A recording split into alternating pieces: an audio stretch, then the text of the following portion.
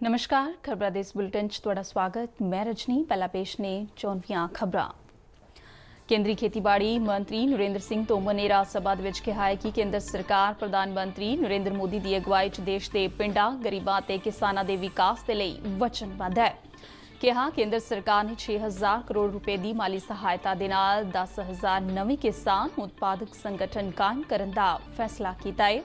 खेती मंत्री ने मुड़ दोहराया कि नवे कानून किसानां दी आमदन नूं दुगनी करन दे टीचे च अहम योगदान पाउणगे।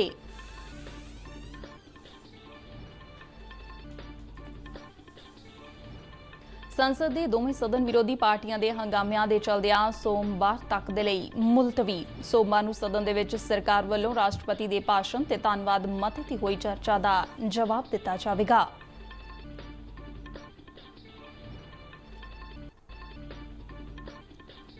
केंद्र सरकार वालों देश के विच उद्योगों की मंजूरी ते प्रबंधन के लिए सिंगल विंडो सिस्टम स्थापित करने के उपराले किए जा रहे हैं। प्रधानमंत्री नरेंद्र मोदी अज गुजरात हाई कोर्ट के डायमंड जुबली समागमां नूं वीडियो कॉन्फ्रेंस राही संबोधन करनगे।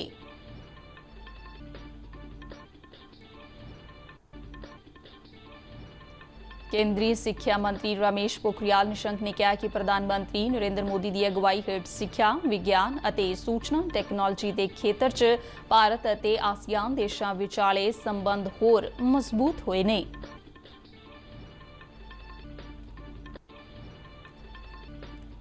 पंजाब के साबका मंत्री और दलितां दे मसीहा वजों जाने जांदे मास्टर गुरबंता सिंह की 41वीं बरसी मौके उन्हां नूं निघियां श्रद्धांजलियां भेंट कीतियां गईयां।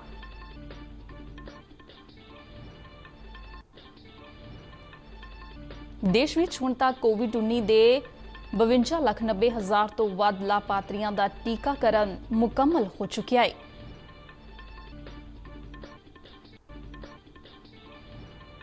भारत और इंग्लैंड दीयां टीमां विचाले मौजूदा लड़ी का पहला टेस्ट मैच चेन्नई दे विच जारी। ते हुण खबरां विस्तार नाल। केंद्रीय खेती मंत्री नरेंद्र सिंह तोमर ने राज सभा दे विच जोर दे के कहा कि प्रधानमंत्री नरेंद्र मोदी की अगवाई दे विच सरकार पिंडां, गरीब ते किसान दे विकास लई वचनबद्ध है। राज सभा ने कल संसद के सांझे इजलास दे विच राष्ट्रपति दे भाषण ते धन्नवाद मते ते चर्चा अगे शुरू की। चर्चा दे विच भाग लैंदियां नरेंद्र सिंह तोमर ने कहा कि किसान यूनियनां दे नाल कई गेड़ां दी गलबात दे बावजूद किसी भी यूनियन ने अजिहा कोई प्रबंध नहीं दस्सिया जिस विच कोई विवाद होवे। खेती मंत्री ने कहा कि खेती कानून किसानां नूं एमसी मंडियां दे बाहर भी अपनी जिंस बेचण की इजाजत देंदे ने। उन्होंने कहा कि खुले बाजार दे विच किसानां नूं मंडियां दे टैक्सां दा भुगतान करन दी लोड़ नहीं है। खेती कानूनां दे विच कॉन्ट्रैक्ट फार्मिंग बारे विरोधी मैंबरां दे कई सवालां दे जवाब दे विच खेती मंत्री ने जोर दे के कहा कि किसानां दे हितां दी रक्षा दे लई नवें कानूनां दे प्रबंध किसानां नूं कॉन्ट्रैक्ट तो बाहर जाण दी इजाजत देंदे ने। नरेंद्र सिंह तोमर ने कहा कि सरकार किसानां दी आमदन नूं दुगना करन दे टीचे दे लई वचनबद्ध है अते नवें खेती कानून इसे टीचे दी प्राप्ति दे लई बनाए गए ने।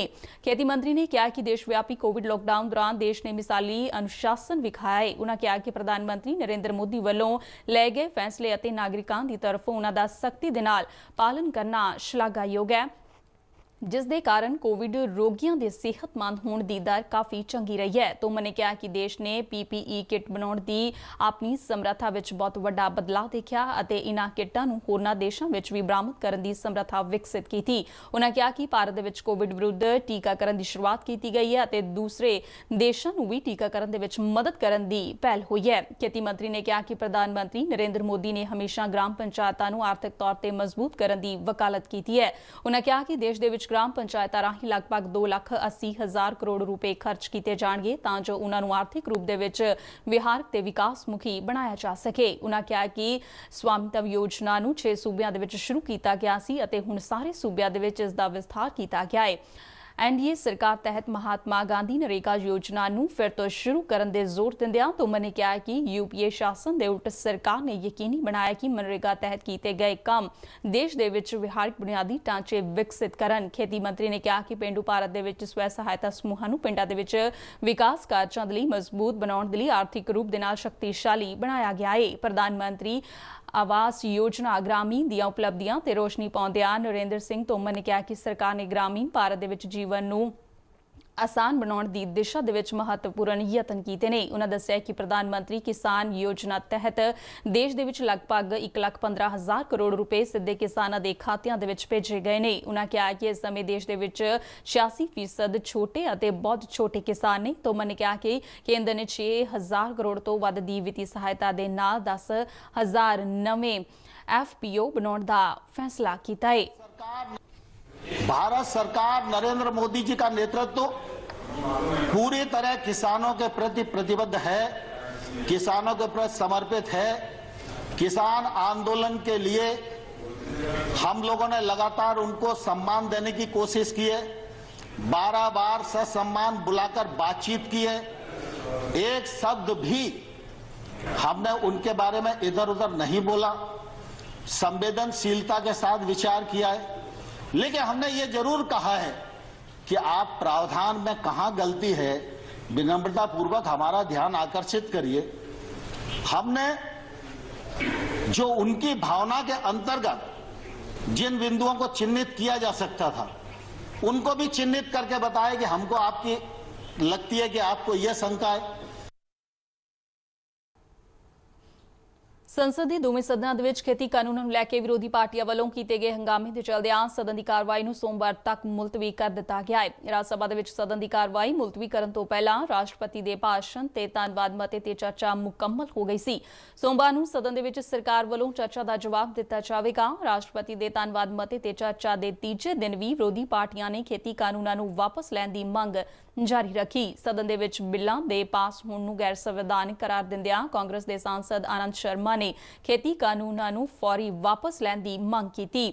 ਚਰਚਾ ਦੇ ਵਿੱਚ ਹਿੱਸਾ ਲੈਂਦਿਆਂ ਬੀਜੇਪੀ ਦੇ ਮੈਂਬਰ ਡਾਕਟਰ ਵਿਨੇ ਸਰਬੁੱਦੇ ਨੇ ਕਿਹਾ ਹੈ ਕਿ ਕੇਂਦਰ ਨੇ ਸੂਬਿਆਂ ਤੇ ਜ਼ਿਲ੍ਹਿਆਂ ਤੱਕ ਵਿਕਾਸ ਫੰਡ ਦੀ ਪਹੁੰਚ ਨੂੰ ਸੁਖਾਲਾ ਬਣਾਉਣ ਦੇ ਉਪਰਾਲੇ ਕੀਤੇ ਨੇ। ਕਾਂਗਰਸੀ ਆਗੂ ਮਲਿਕਾ ਅਰਜੁਨ ਖਰੜੇ ਨੇ ਵੀ ਇਸ ਮੁੱਦੇ ਤੇ ਆਪਣੀ ਪਾਰਟੀ ਦੇ ਵਿਚਾਰ ਰੱਖੇ। ਰਾਸ਼ਟਰਵਾਦੀ ਕਾਂਗਰਸ ਪਾਰਟੀ ਦੇ ਪ੍ਰਫੁੱਲ ਪਟੇਲ ਨੇ ਕੋਵਿਡ ਮਹਾਮਾਰੀ ਦੇ ਖਿਲਾਫ ਲੜਾਈ 'ਚ ਕੇਂਦਰ ਤੇ ਸੂਬਿਆਂ ਵੱਲੋਂ ਕੀਤੇ ਗਏ ਸਾਂਝੇ ਯਤਨਾਂ ਦੀ ਵੀ ਸ਼ਲਾਘਾ ਕੀਤੀ। ਪਟੇਲ ਨੇ ਮੌਜੂਦਾ खेती ਕਾਨੂੰਨਾਂ ਨੂੰ ਵਾਪਸ ਲੈਣ ਦੀ ਮੰਗ ਕੀਤੀ। ਸ਼ਿਵ ਸੈਨਾ ਦੇ ਸੰਜੇ ਰਾਉਤ ਨੇ ਉੱਗੇ ਸਿਆਸੀ ਆਗੂਆਂ ਅਤੇ ਪੱਤਰਕਾਰਾਂ ਖਿਲਾਫ ਦੇਸ਼ ਦਰੋਹ ਦਾ ਮੁਕੱਦਮਾ ਦਰਜ ਕਰਨ ਦਾ ਮੁੱਦਾ ਚੁੱਕਿਆ।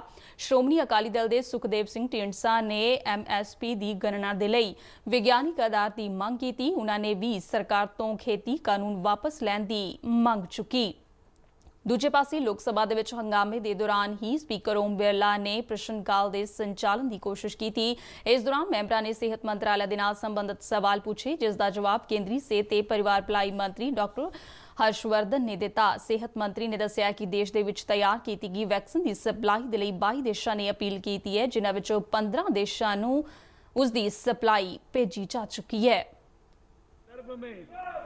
प्रधानमंत्री जी ने अगस्त के पहले सप्ताह में एक national expert group for vaccine administration बनाया था। इसमें डॉक्टर वीके पॉल और उसके साथ साथ हमारे स्वास्थ्य सचिव, ये इसके दोनों मिलकर चेयरमैन हैं। इसमें सभी प्रकार के एक्सपर्ट्स हैं, कई स्टेट्स इसके अंदर रिप्रेजेंटेड हैं और वैक्सीन के एडमिनिस्ट्रेशन के संदर्भ में, वैक्सीन के प्रोक्योरमेंट के संदर्भ में और इससे जुड़े हुए जितने भी विषय हैं उनके संदर्भ में। इसी दौरान स्पीकर ओम बिरला ने देश के विग्यानियों का कोविड-19 का टीका बनाने के लिए धन्यवाद किया। उन्होंने कहा कि विग्यानियों ने इन्ने घट समय च इसनूं तैयार करके देश का नाम रोशन किया है। उन्होंने कहा कि इस साल के बजट च टीकाकरण मुहिम के लिए 35,000 करोड़ रुपए दी रकमां रखियां गईयां ने। हालांकि इस दौरान भी सदन च रौला रप्पा जारी रहा, जिस दे चलदियां स्पीकर ने सदन की कार्रवाई नूं 6 बजे तक मुलतवी कर दिता। रौले रप्पे दौरान कांग्रेस, DMK, तृणमूल कांग्रेस, खब्बे पक्खी पार्टियां, समाजवादी पार्टी और होर विरोधी पार्टियां के मैंबर स्पीकर के आसन के सामने आके नारेबाजी कर रहे सन। कल शाम 6 बजे जदों मुड़ कार्रवाई शुरू हुई तो सदन च उसी तरह की स्थिति वेखण नूं मिली। विरोधी पार्टियां वालों लगातार किए जा रहे हंगामे के चलदियां लोक सभा स्पीकर ओम बिरला ने सदन की कार्रवाई नूं सोमवार तक के लिए मुलतवी करन दा ऐलान कर दिता। ਕੇਂਦਰ ਸਰਕਾਰ ਵੱਲੋਂ ਦੇਸ਼ ਦੇ ਵਿੱਚ ਉਦਯੋਗਾਂ ਦੀ ਮਨਜ਼ੂਰੀ ਤੇ ਪ੍ਰਬੰਧਨ ਦੇ ਲਈ ਸਿੰਗਲ ਵਿੰਡੋ ਸਿਸਟਮ ਸਥਾਪਿਤ ਕਰਨ ਦੇ ਉਪਰਾਲੇ ਕੀਤੇ ਜਾ ਰਹੇ ਨੇ। ਵਣਜ ਅਤੇ ਸਨਅਤ ਰਾਜ ਮੰਤਰੀ ਸੋਮ ਪ੍ਰਕਾਸ਼ ਨੇ ਰਾਜ ਸਭਾ ਦੇ ਵਿੱਚ ਇੱਕ ਸਵਾਲ ਦੇ ਲਿਖਤੀ ਜਵਾਬ ਦੇ ਵਿੱਚ ਜਾਣਕਾਰੀ ਦਿੱਤੀ। ਉਨ੍ਹਾਂ ਕਿਹਾ ਕਿ ਮੌਜੂਦਾ ਸਮੇਂ 'ਚ ਪੂੰਜੀਕਾਰੀਆਂ ਨੂੰ ਜਾਣਕਾਰੀ ਇਕੱਠੀ ਕਰਨ ਅਤੇ ਮਨਜ਼ੂਰੀ ਹਾਸਲ ਕਰਨ ਦੇ ਲਈ ਕਈ IT ਪਲੇਟਫਾਰਮਾਂ ਅਤੇ ਵੱਖੋ ਵੱਖਰੇ ਸੰਬੰਧਿਤ ਦਫ਼ਤਰਾਂ ਦਾ ਦੌਰਾ ਕਰਨਾ ਪੈਂਦਾ ਹੈ। ਇਸ ਦੇ ਲਈ ਇੱਕ ਸਿੰਗਲ ਵਿੰਡੋ ਪੂੰਜੀਕਾਰੀ ਸਿਸਟਮ ਵਿਕਸਿਤ ਕੀਤਾ ਜਾ ਰਿਹਾ ਹੈ।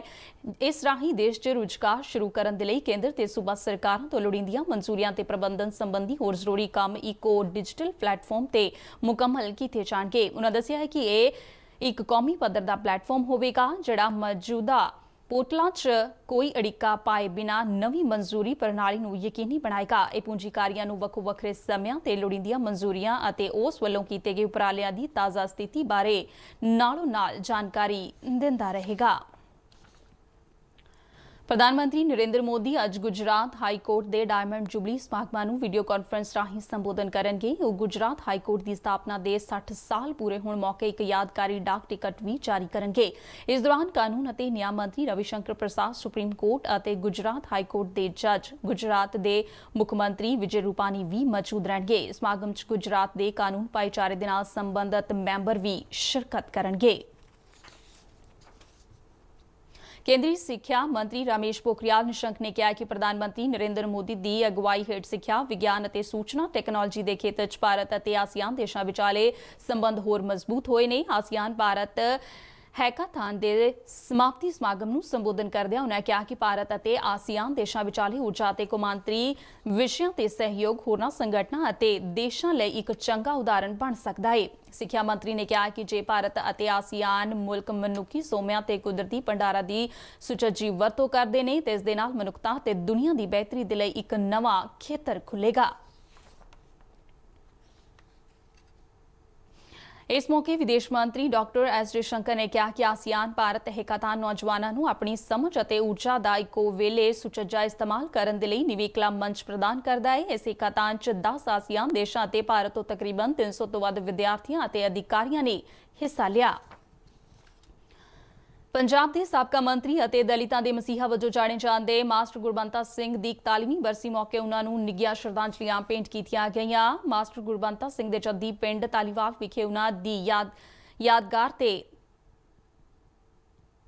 ਕੱਲ ਵਿਸ਼ੇਸ਼ ਸ਼ਰਧਾਂਜਲੀ ਸਮਾਗਮ ਕਰਵਾਇਆ ਗਿਆ, ਜਿਸ ਵਿੱਚ ਵੱਖ-ਵੱਖ ਪਾਰਟੀਆਂ ਦੇ ਆਗੂਆਂ ਤੋਂ ਇਲਾਵਾ ਕਈ ਧਾਰਮਿਕ ਤੇ ਸਮਾਜਿਕ ਸ਼ਖਸੀਅਤਾਂ ਨੇ ਵੀ ਸ਼ਿਰਕਤ ਕੀਤੀ ਅਤੇ ਉਨ੍ਹਾਂ ਨੂੰ ਸ਼ਰਧਾ ਦੇ ਫੁੱਲ ਭੇਂਟ ਕੀਤੇ। ਸਮਾਗਮ ਦੇ ਵਿੱਚ ਹੋਰਨਾਂ ਤੋਂ ਇਲਾਵਾ ਮਾਸਟਰ ਗੁਰਬੰਤਾ ਸਿੰਘ ਦੇ ਪੁੱਤਰ ਮੈਂਬਰ ਪਾਰਲੀਮੈਂਟ ਚੌਧਰੀ ਸੰਤੋਖ ਸਿੰਘ, ਉਨ੍ਹਾਂ ਦੇ ਪੋਤਰੇ ਵਿਧਾਨਕਾਰ ਚੌਧਰੀ ਸੁਰਿੰਦਰ ਸਿੰਘ, ਵਿਧਾਨਕਾਰ ਬਾਵਾ ਹੈਨਰੀ, ਸੁਸ਼ੀਲ ਕੁਮਾਰ ਰਿੰਕੂ, ਰਾਜਿੰਦਰ ਬੇਰੀ ਅਤੇ ਜਲੰਧਰ ਨਗਰ ਨਿਗਮ ਦੇ ਮੇਅਰ ਜਗਦੀਸ਼ ਰਾਜਾ ਉਚੇਚੇ ਤੌਰ ਤੇ ਸ਼ਾਮਲ ਹੋਏ। ਸਮਾਗਮ ਨੂੰ ਸੰਬੋਧਨ ਕਰਦਿਆਂ ਵੱਖ-ਵੱਖ ਬੁਲਾਰਿਆਂ ਨੇ ਸਮਾਜ ਦੇ ਦੱਬੇ ਕੁਚਲੇ ਅਤੇ ਕਮਜ਼ੋਰ ਵਰਗ ਦੇ ਲੋਕਾਂ ਨੂੰ ਉੱਚਾ ਚੁੱਕਣ ਦੇ ਲਈ ਮਾਸਟਰ ਗੁਰਬੰਤਾ ਸਿੰਘ ਵੱਲੋਂ ਪਾਏ ਯੋਗਦਾਨ ਨੂੰ ਚੇਤੇ ਕੀਤਾ ਤੇ ਸਮਾਜ ਦੇ ਵਿਕਾਸ ਦੇ ਲਈ ਪਾਏ ਉਨ੍ਹਾਂ ਦੇ ਪੂਰਨਿਆਂ ਤੇ ਚੱਲਣ ਦੀ ਅਪੀਲ ਕੀਤੀ।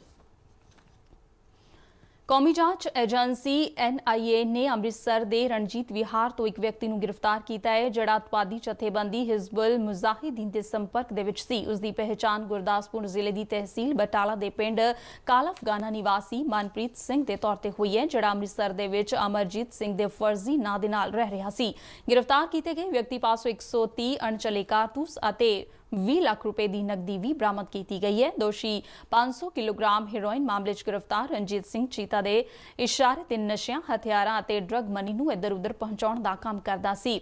NIA ਦੀ ਟੀਮ ਫੋਰੈਂਸਿਕ ਮਾਹਿਰਾਂ ਦੇ ਨਾਲ ਜਦੋਂ ਮਨਪ੍ਰੀਤ ਦੇ ਘਰ ਛਾਪੇਮਾਰੀ ਦੇ ਲਈ ਪਹੁੰਚੀ ਤਾਂ ਕਾਫੀ ਦੇਰ ਤੱਕ ਉਸ ਦੇ ਘਰ ਦੇ ਮੈਂਬਰਾਂ ਵੱਲੋਂ ਦਰਵਾਜ਼ਾ ਨਹੀਂ ਖੋਲ੍ਹਿਆ ਗਿਆ। ਤਕਰੀਬਨ 14 ਘੰਟਿਆਂ ਦੀ ਪੁੱਛਗਿੱਛ ਅਤੇ ਜਾਂਚ ਤੋਂ ਬਾਅਦ ਉਸ ਨੂੰ ਗ੍ਰਿਫਤਾਰ ਕੀਤਾ ਗਿਆ ਹੈ। ਫੋਰੈਂਸਿਕ ਟੀਮ ਨੇ ਮਨਪ੍ਰੀਤ ਦੇ ਘਰੋਂ ਕਈ ਅਹਿਮ ਸੁਰਾਗ ਵੀ ਇਕੱਠੇ ਕੀਤੇ। ਇਸ ਦੇ ਨਾਲ ਹੀ ਖਬਰਾਂ ਦਾ ਇਹ ਬੁਲੇਟਿਨ ਖਤਮ ਹੁੰਦਾ ਹੈ। ਨਮਸਕਾਰ।